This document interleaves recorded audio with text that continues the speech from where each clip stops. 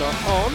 And they go out. Away we go. Now a decent start from a car on pole position for once. Not such a good start from the car on second position, which is the number 21 car of Mars Nathaniel James. So he's going to lose a bit of ground. It's going to be Jeff Humphries that leads into the first corner then.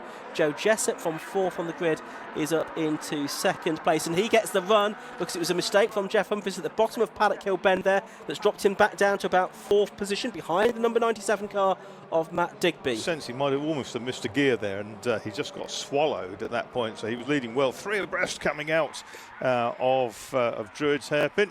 But it's Jessup who dived up the outside into Paddock and managed to take advantage of that mistake by Jeff Humphries. Okay, so first lap in this 15-minute race for the TEGIWA Type R trophy. Fantastic sound these cars make as well, of course, as they make their way around this 1.2 mile Indy circuit. So we'll see if Mars Nathaniel James can recover after that poor start, and also Jeff Humphries after that issue at the bottom of Paddock Hill Bend. There we can see the number 93 car. That's Joe Delgado, XMG racer, and he's 8th at the end of lap 1, having a slightly stronger meeting here than he did at Croft, where he found it tough going. But it's Joe Jessup leading at the end of the first lap, number 28 from Mars Nathaniel James in second, Jeff Humphries third, Matt Digby fourth, Daniel Chapman fifth, and Trafford King down to sixth. Fair amount of door handling there going into the hairpin too, but Jeff Humphries and Matt Digby were having a great fight at the end of the first lap, so Humphries wasn't taking it lying down. He wants to get back up to the front. Matt Digby, son of John Digby, the ex-Mod Sports and Donington GT racer, and we remember him very fondly with his little Ginetta G4 that he was so quick in. John Digby, Mod Sports champ of yore. Leaders coming up to the end of the second lap then, and it's Joe Jessup, the double winner from Croft, that leads the way then from Mars Nathaniel James in second place, Jeff Humphries third, and Matt Digby in fourth position.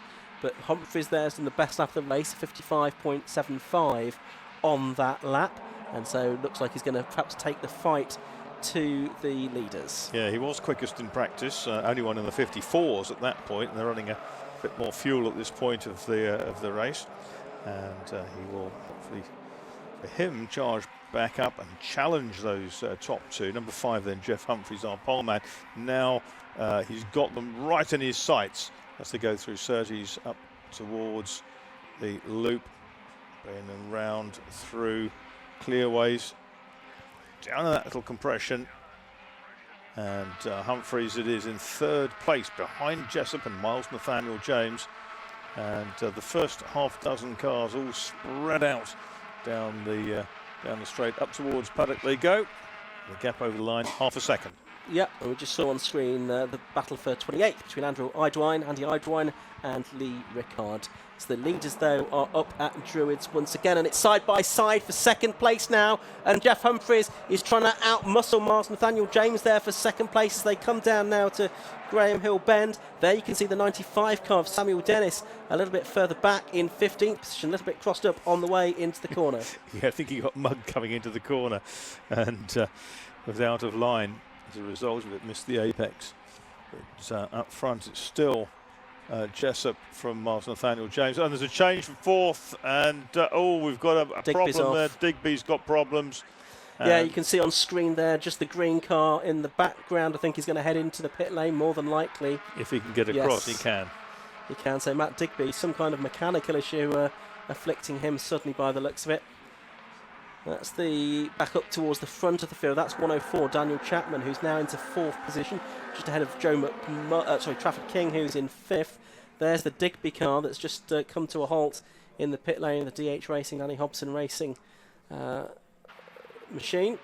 But here are the two leaders, and it is the Joe Jessup car from number 21, Mars Nathaniel James in second place, and Jeff Humphries still in third position as they head towards Surtees. Mars Nathaniel James, 27-year-old kart mechanic, started racing in 2015, actually did some Formula Ford at Kirkiston for a few rounds, but hasn't done much racing since then.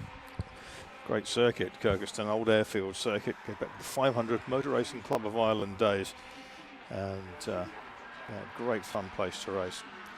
Absolutely great field of these Civics, these Type R's spread around the Brands Hatch Indy circuit. We've had 5 laps now Joe Jessup leading by half a second from Miles Nathaniel James in second, and Jeff Humphreys, number 5, in third position. Yeah, he's hovering sort of there, about half a second behind the Nathaniel James, but he's well clear of Chapman and the rest. 55.81 still remains that best lap of the race to Jeff Humphreys by the looks of things. Yeah, the leader, Joe Jessup, just seems to be a little bit more comfortable now over Miles Nathaniel James in second.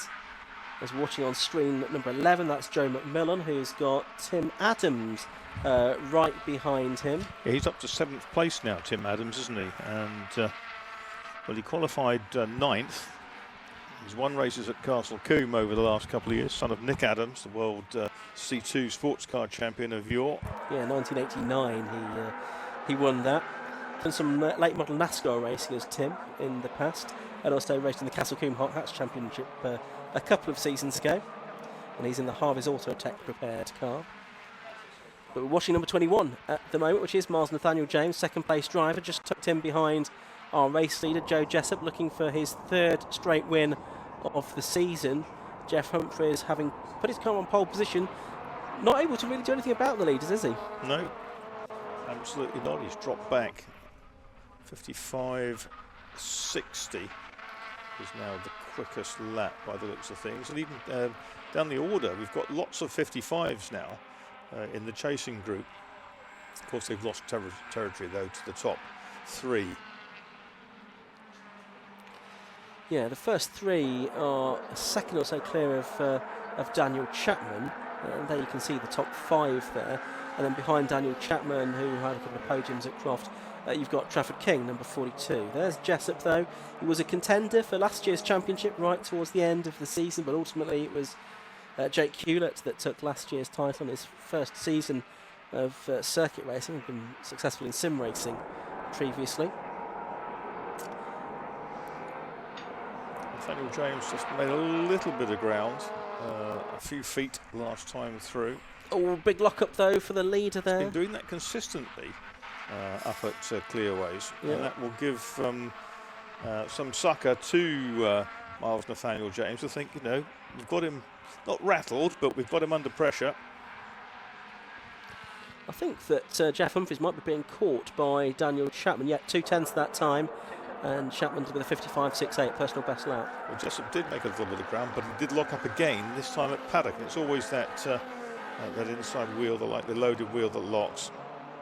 Jessup's done a 55.53 now, which is just about 2/10 outside Adam Shepherd's lap record from September 2021, the champion that year, in the first season of the Type R Trophy as a championship. He's gone on to race in the TCR UK Championship this season. Yeah, only one driver inside that lap record in practice, that was Jeff Humphreys, but Jeff's got his mirrors full now, because Daniel Chapman in the 104 is closing in. He is, Chapman in the... Trafford King there as well. Yeah, and he's got the novice cross on the back of his car, you can see. So a newcomer to circuit racing, 28 years of age, from York, a railway machine operator. First season of racing, done a bit of rental karting, a bit of casual sim racing, but a complete novice. Well, it's not really showing, is it? As the challenge is on for the lead promising. Up towards the hairpin. Have we got the change? No, we've not. But Miles Nathaniel James did get alongside on the way up to Druids there of Joe Jessup. Jessup prevailing for the moment, but Nathaniel James still there in second. And they've got a gap of about a second and a half back to Jeff Humphreys now in third. It's then about a second between Humphreys and Chapman in fourth. Then Trafford King, the newcomer, in fifth in the DH Racing prepared car. Here's Nathaniel James again, almost overlapping through Clearways and Clark Curve with the race leader. Yeah, it's looking really very promising now as we get into the last 6 minutes of the race. And he's again bide his time. There's no point in going too soon.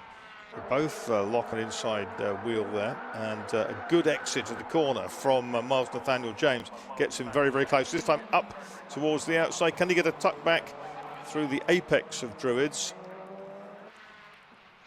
Yeah, leader goes out, just rattles over the curb a little bit, and as they come down into Graham Hill Bend, they hop that inside curb there. and Humphries is coming back at them. Yeah, did his personal best lap last time through a 55.60, which is only a tenth off the best lap of the race, isn't it, so far? So he's got the gap down to Joe for a second again. Habitual luck up there from the race leader. But yeah, Humphries is going to be a force in this race in the final 5 minutes, just under 5 minutes that we've got. So probably going to be 5 more laps, I would think. Maybe 6 actually in this race. We'll see. It's going to be touch and go. Over the line they've gone once again.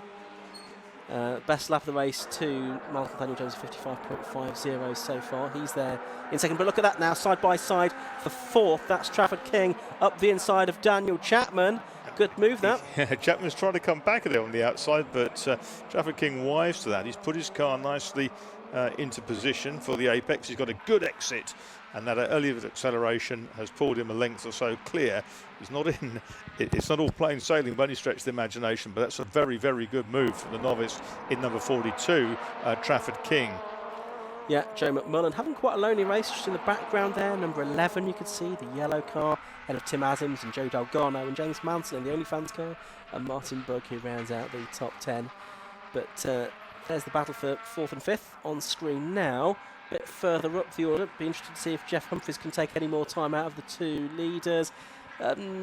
Pretty much even Stevens on that lap between the top 3 actually, ranging from 55.63 to 55.71, so not a lot to choose between them. Yeah, King up into 4th place and 42 then at the expense of Daniel Chapman. But Chapman comes back at him up towards the hairpin. Not going to go round him at the hairpin, I suspect, but it might rattle him. Down towards the left-hander at Graham Hill Bend they go again. This is lap 13 now of the race, and this the fight for 4th position. Daniel Chapman, who's been with the Type R Trophy pretty much since the start, one of the more experienced drivers in the field in this particular category, but being shown the way to go here by a relative newcomer. Those are the 2 leaders over the line again, and just 37 separating them that time, and they've pulled out another couple of tenths that time over Jeff Humphries. So I thought he was going to be a force to be reckoned with towards the end of this race, and now I'm not so sure. 200ths between their laps that time round, and Nathaniel James is coming back at Joe Jessup. All on the Indian MRF tyres, aren't they?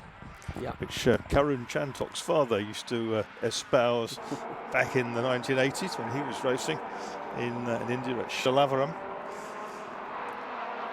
Yeah, and that's part of the overall package, keeping costs down within the Type R Trophy. Very affordable way to go mini touring car racing effectively. And great looking cars. They do, they look fantastic. Fantastic engines. And you've got to remember, these cars now are nearing 2 decades old, actually. But they look so fresh, don't they? They do. Better, you might say, than the more modern Civics. Anyway, we go into the last couple of laps now, because there's 13.25 minutes that have gone by. And here's the fight for the lead. Outside line again. He looks up the outside, and you sense he might just have to do something different to unseat Joe Jessup. Yeah, has he got anything else up his sleeve is the question. It's the next Aaron Sharp car that he's raced. Also Alfie Jenkins had the car as well before Miles took it on in February. He's running the car as a privateer. Joe Jessup up ahead of him. A bit more experience, as we've said, in this category now, having had several race wins during the course of the 2022 season. And his lead as he goes on to what I think is actually not the last lap. There's no last lap board. It's now as big as it has been, at just over half a second. Yeah, it hasn't been that since about lap 8, something like that. So Jessup a better lap. 55.74 last time round was quicker than both of them for Jeff Humphries in 3rd place. And Trafford King in 4th place was only 600 slower than Humphries. Looks like the last, the checkered flag is being prepared, although we didn't get a last lap board. I think we're all going to get the checkered flag this time. It's going to be pretty much on the nose of 15 minutes, I think, by the time the leader comes through. There he is on screen, for those of you watching on the live stream. 28, Joe Jessup, turning his way through Clearways towards Clark Curve. and he's going to take a third victory out of 3 races this season in the TEGIWA Type R Trophy. Checkered flag goes out now, right on the nose of 15 minutes, and it's Joe Jessup then that takes a win in car 28 by 85 hundredths of a second from number 21, Martin Nathaniel James in second place. Jeff Humphries, pole position driver, number 5, takes third place. Trafford King, excellent result for him. He takes 4th position, although he did get on the podium, didn't he, at Croft. Number 42. That's on home soil, though, isn't it? Exactly. 104, Daniel Chapman 5th, and 11, Joe McMillan 6th. Number 2, Tim Adams in 7th. And then Joe Dalgarno 8th, James Mansell 9th, and Martin Bugg rounding out the top 10. Very entertaining race that, though, Marcus. Yeah, very much so. Looking at these best laps, 55, 53, 55, 50, 55, 60, 55, 60. Really nothing in it. No. Other than the spatial difference between the cars. Yeah, absolutely fantastic racing that we've had there all the way through. We'll see if we can bring you the results. Let's have a look at those now, in fact. And the confirmation then of the win for number 28, Joe Jessup, by 85 hundredths of a second from number 21, Martin Nathaniel James. In third place was number 5, Jeff Humphries. Fourth, number 42, Trafford King. Fifth was 104, Daniel Chapman. Had a great battle with King during the course of that race. A rather lonely race for number 11, Joseph McMullen. He was 6th. 7th place to number 2, Tim Adams. Had to fend off Joe Dalgarno towards the end of the race. The MG Trophy champion was 8th in number 93. Head of 9th, number 69, James Mansell. And 10th, number 49, Martin Bugg. Then Travis Patterson, Ursula Jordan, Oliver Musgrave and Samuel Dennis. And then we go on to the next screen.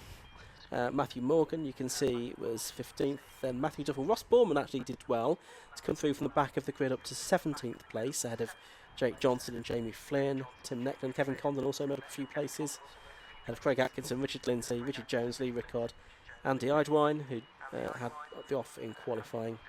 Matt Digby we saw retire, and Alan Parsonage also one that disappeared before the end of the race. So that is the results of the first of the TEGIWA Type R Trophy race. Let's head down to Josh Barrett in the pit lane. So we're down here after that Type R Trophy race with another win for Joe Jessup. He gets his winner's garland and his winner's cap as well. Well done, Joe. That was a bit different to Croft though, because you had a fight all the way through. Yeah, it's super close here. Like, there's literally a few tenths on the top sort of 4 or 5 people. So yeah, it was a really tough race.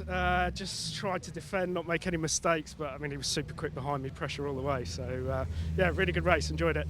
Obviously qualifying didn't quite go to plan, but the start very much did so. Yeah. No, I'm sort of known for my starts. I mean, quali was sort of okay. Boys did loads of work on the car yesterday on the setup because it wasn't quite right. So yeah, but it counts on it in the race. So yeah, delighted to finish first. Around here, is it quite easy to defend, or is that not so easy that you just managed to do it?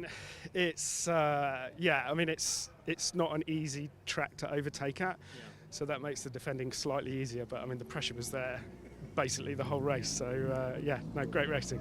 Overtaking is something you're going to need to do later on this afternoon, though. Gonna have to try again. Yeah.